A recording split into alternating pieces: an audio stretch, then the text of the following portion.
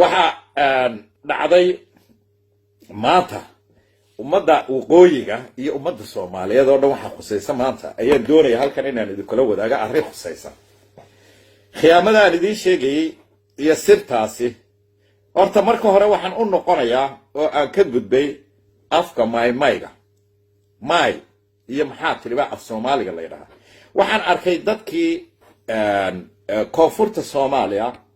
oo diidan maxaa tiri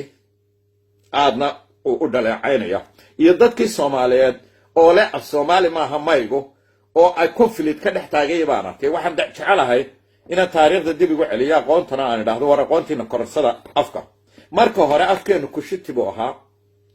kushitigi uu kala tagay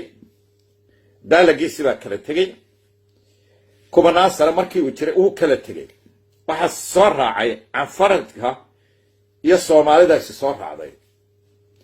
markii way kala tageen iyaguna kumanaan sano ka bacdi way kala tageen waxa Soomaali ugu horeeyay oo noqday kushitiga marka la oran jiray waxa Soomaali noqday marka afkii Soomaaliyeed ugu horeeyay waa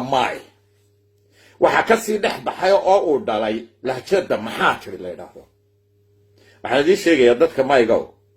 iyo maxaa tiriyo afkan maxaa tiri waa lahjad ka baxday af Soomaaliga originalka ah mayga la yiraahdo ama may aw taqaanaan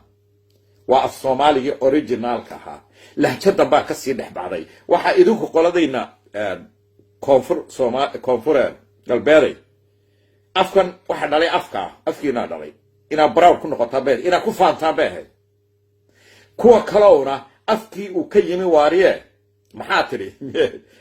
tiri uu ka yimi waa kan waa originalki idinkuna ina ku faantaa beed idinkana waxa idinkula talinaya afkan labadu waa Soomaali kaasa dhalay waa maxaa tiri kaasa dhalay ina sida u ogaataan maanta wixii ka dambeeya aynaan arkin de waxyaalaha yani nation afkoodii isku dacaydina isku caaya waa markii ugu horeysay aan arko ama isku yasaya